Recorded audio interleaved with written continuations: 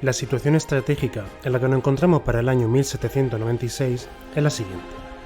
Francia, ahora, se regía por lo que conocemos como el Directorio, la penúltima forma de gobierno adoptada por la Primera República Francesa, creada en la Constitución del año 3. Ahora, las alianzas han cambiado. España se encuentra aliada con el Directorio, al igual que el Ducado de Parma. Los enemigos siguen siendo Austria, Inglaterra y Cerdeña. Por ello, en las fronteras francesas había 250.000 hombres para defenderla, al mando de generales como Jourdan, con 78.000 hombres en Sambre y Mosa, Moreau, con 79.500 en el Rin y Mosela, Kellermann, con 18.000 soldados del ejército de los Alpes, otros 15.000 soldados en el ejército del oeste defendiendo el Canal de la Mancha, mientras que 58.000 estaban en el ejército de Italia. Al frente de los franceses y sus aliados estaban los 94.000 hombres del archiduque Carlos en su orilla del Rin, el general Günzer con los 83.000 soldados austríacos en el norte de los Alpes, el ejército piamontés que contaba con 25.000 hombres bajo el mando del barón Colli y el general Belloux, que tenía otro ejército de 35.000 austrohúngaros repartidos entre Milán y Mantua. Por último, los ingleses tenían en activo a 50.000 soldados y 65.000 milicianos. En Italia, Napoleón cuenta con 38.000 hombres y debe de hacer frente a dos personajes extremadamente contrarios a que la Revolución Francesa y lo que representaba terminase por asentarse. Hablamos, cómo no, del emperador de Austria, Francisco II, sobrino de la ejecutada reina María Antonieta, mientras que el segundo era Amadeo III del Piamonte, personaje que se caracterizaba por su odio a los liberales y la idea de los mismos, un ultraconservador que incluso había reinstaurado la Inquisición. Entre ambos enemigos de Napoleón contaban con al menos 56.000 hombres. Además, es evidente que los dos monarcas deseaban el retorno de una Francia tradicional y monárquica y evitar la deriva republicana que ésta había experimentado. No obstante, Napoleón debe de afrontar el hecho de que sus tropas no se encuentran en las mejores condiciones. Hay falta de uniformes, víveres y pagas. Para evitar una insurrección, Napoleón, entre otras cosas, era buen orador, por lo que los motiva con la siguiente arenga.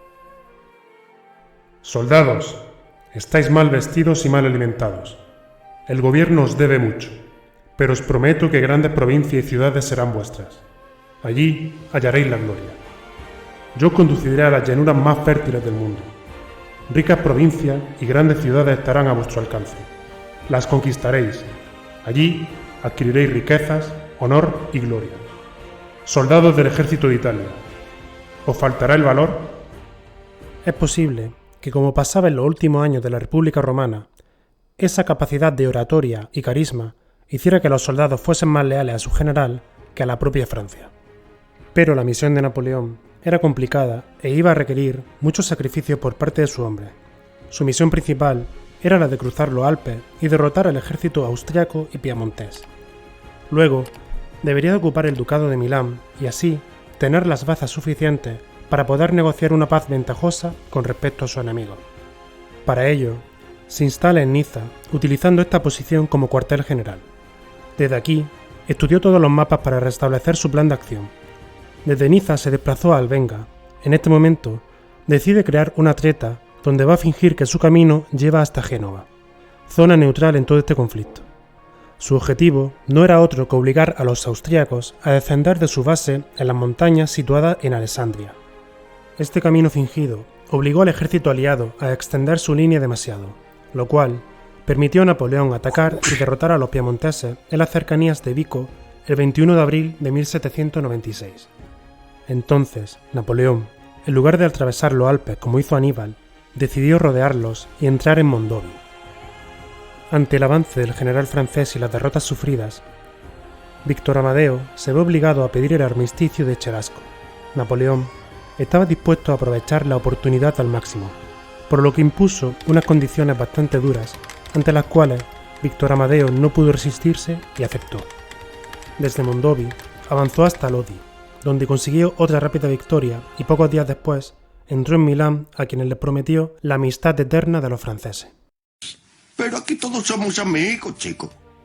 Ahora era necesario hacer lo mismo contra Austria, pero antes se dirige hacia el papado. En esta ocasión se decide hacer una guerra casi relámpago cruza nuevamente el Po y en Emilia y Romagna derrota a las fuerzas de Pío VI para luego entrar en Florencia. Sus tropas vuelven desde ahí a Milán, completando 500 kilómetros en 6 semanas y obteniendo un cuantioso botín. Aún así, no les daba reposo y una vez llegados a Milán, se dirigió a Arcola, donde derrotó a los austriacos. En esta batalla, su caballo fue herido y lo hizo salir despedido hacia un barrizal, donde debió de ser asistido por su hombre.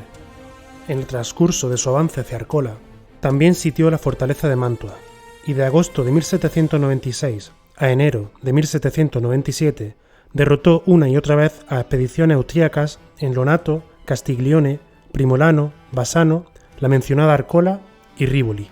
No por nada, se conoce otra arenga histórica de Napoleón dirigida a su hombre, quienes están siendo efectivos a más no poder, pues el 23 de abril de 1796 les dice lo siguiente: Soldados, en 15 días habéis conseguido 6 victorias, tomado 21 banderas, 55 piezas de artillería, varias plazas fuertes, conquistado la parte más rica del Piamonte, habéis hecho 15.000 prisioneros, matado o herido a 10.000 hombres.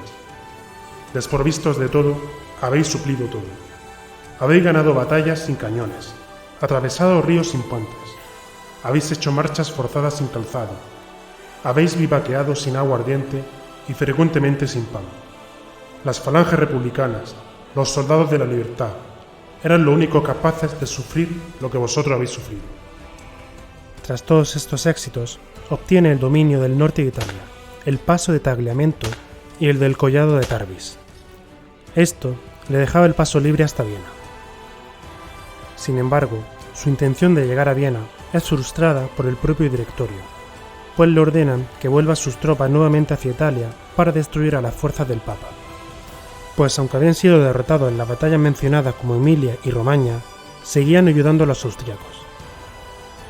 Napoleón marchó entonces por Bolonia, Faenza, Forlì, Rimini, Ancora y Macerata. Tras sus victorias anteriores, la oposición que encontró en este recorrido fue mínima y le permitió ocupar los estados italianos. Cuando el Papa envió un representante para parlamentar, Napoleón comenzó a pensar que a lo mejor la orden del directorio no es la más adecuada.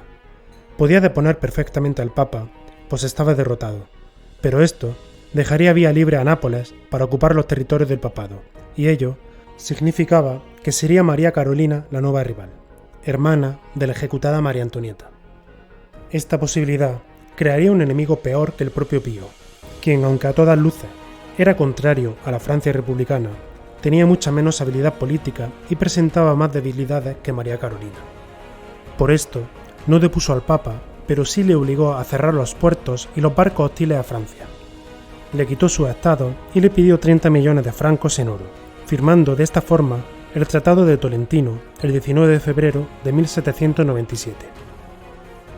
Napoleón ahora podía volver a centrarse en Austria. Para proteger su flanco, envió a Joubert a Tirol para que en su camino interceptase a 15.000 austriacos.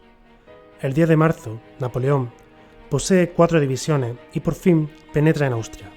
Tomó Leoben el 17 de abril de 1797, tras lo cual mandó a su vanguardia a Semmering, quedando muy cerca de Viena. También es destacable que la Serenísima República de Venecia se había aliado con Austria. Los venecianos, envalentonados con la alianza, mataron a la guarnición francesa, lo que provocó que Napoleón decidiese por sí solo ocupar la República Veneciana y ponerle fin. Francisco II, ante el avance de Napoleón, se ve obligado a enviar a sus hijos a Hungría. El francés, a sabiendas de su superioridad, propone el armisticio que Francisco acepta en Loewen, en el castillo de Gosch. El 18 de abril de 1797 se firmó el Tratado de Loewen, por el que Austria abandonaba Milán y dejaba de luchar contra los franceses tras 5 años de guerra. Las condiciones del Tratado de Loewen se negocian y firman 5 meses después en el Tratado de Campo Formio. Será durante estas negociaciones que se producirá el golpe de Estado del 18 de Fructidor. Este golpe sirve para realizar una depuración del directorio y modificar algunas partes del tratado. Con la paz de Campo Formio de 1797, Francia obtuvo los Países Bajos austríacos, que comprendían Bélgica y Luxemburgo, también la posesión de Maguncia y la orilla izquierda del Rin, Lombardía, pasó a convertirse en la República Cisalpina. Venecia pasó a formar parte de Austria, menos las Islas Jónicas, siendo la misma un protectorado francés que se mantuvo hasta el año 1809. La República de Génova pasó a ser la República Ligur, mientras que el Ducado de Módena se nombra ahora como la República Cispadana. El Congreso de Rastatt, llevado a cabo por los príncipes alemanes, ratificó la cesión a Francia de los territorios a la izquierda del Rin. Tras Campoformio, se corrige el hecho de que Napoleón no ocupase y destituyese al Papa de Roma, siendo el general Berthier el encargado de hacerlo en 1798. Este ocupó Roma y creó la República Romana, que sustituyeron los estados pontificios y mandó al Papa prisionero a Francia, aunque obviamente no era un prisionero cualquiera y fue tratado con privilegio y respeto. No obstante, la creación de República Amiga no terminó con Campoformio. Un año después, en 1798, Suiza se conquista y se forma la República Helvética. En 1799, la amistad de Nápoles con los ingleses provocó que Francia la invadiera, eliminando la amenaza que Napoleón temía con Carolina. Entonces, se formó la República Napolitana.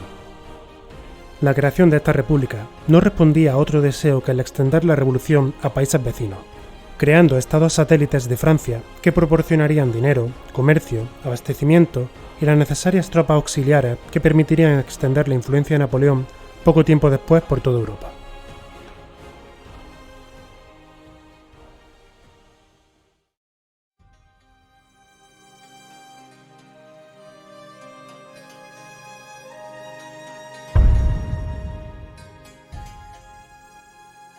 Tras derrotar a los anteriores enemigos de Venecia, Piamonte y Austria, ahora solo queda contra Francia la poderosa Inglaterra, un enemigo muy a tener en cuenta.